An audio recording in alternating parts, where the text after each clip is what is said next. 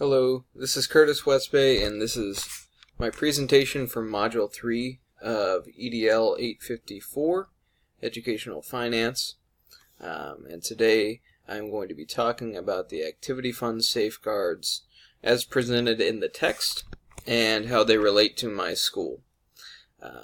Now, first I must say that while I am able to discuss these fund safeguards, we in China here are not bound by the same laws as schools in the United States, and as a private school have even fewer restrictions. Nevertheless, I will be able to discuss a certain aspect of our school's financial stewardship with regard to each of these activity fund safeguards.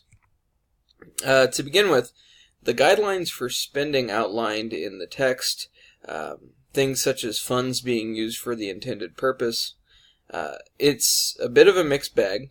We have separate budgets kept for each co-curricular activity. So for instance, let's say the Model UN Club has a separate budget than does even something like the band.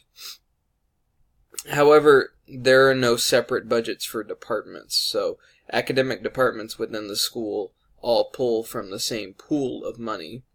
There isn't much that happens in the way of fundraising at our school. Instead, most of the money is raised by student fees, and as such, students who lack the financial capital to participate in an activity are at a disadvantage, but at least all of the money that a student contributes to the school is assured to go to his or her interests. So the fundraising points aren't particularly applicable, but we do have sound budgetary and accounting procedures, and I'll expand on that in a little bit through routine audits, balance updates, and weekly or bi-weekly reconciliations. The characteristics of a sound control system for the financial stewardship of a school are that the school's control system is reasonable regarding the money, time, and public opinion perspectives, and that the system is timely, realistic, and perhaps most importantly, that there's commitment on the follow-through. Now, there's definitely sufficient staffing at our school provided for financial management. There's an entire division of financial management. Monthly audits are routine, but there are even more frequent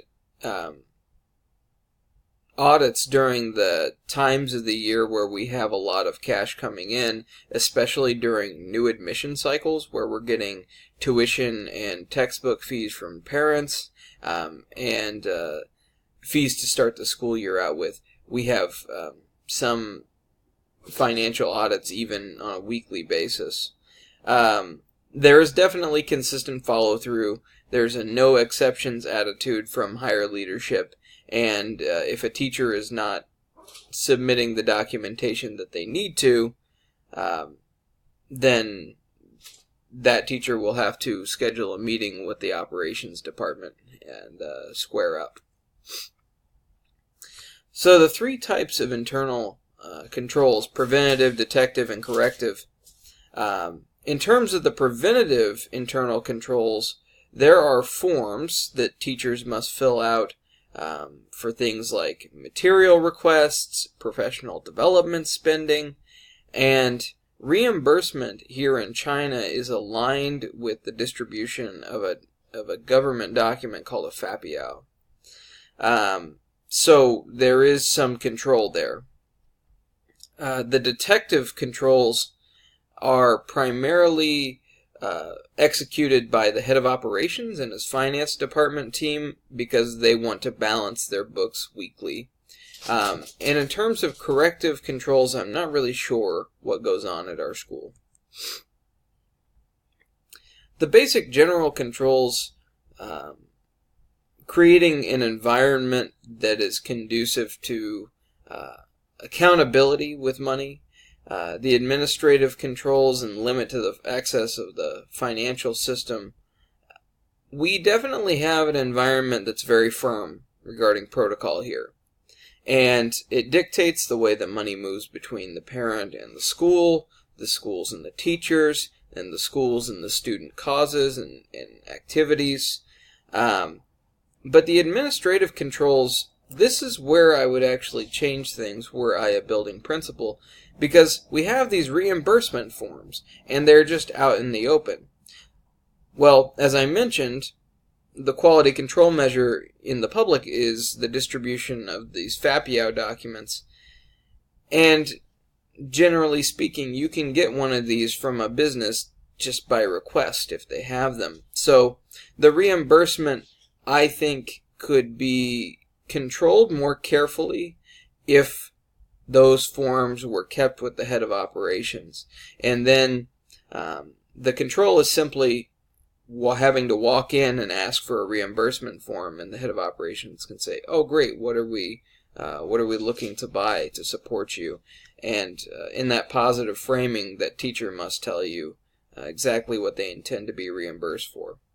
The financial system is very limited in terms of access.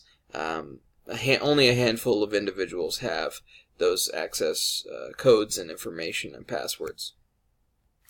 For cash receipts, I don't know how deposits are handled, to be honest, but receipts are prepared for parents all the time, and documentation also exists through two very widespread payment services here in China that the school makes use of, WeChat Pay and Alipay, an Alibaba service.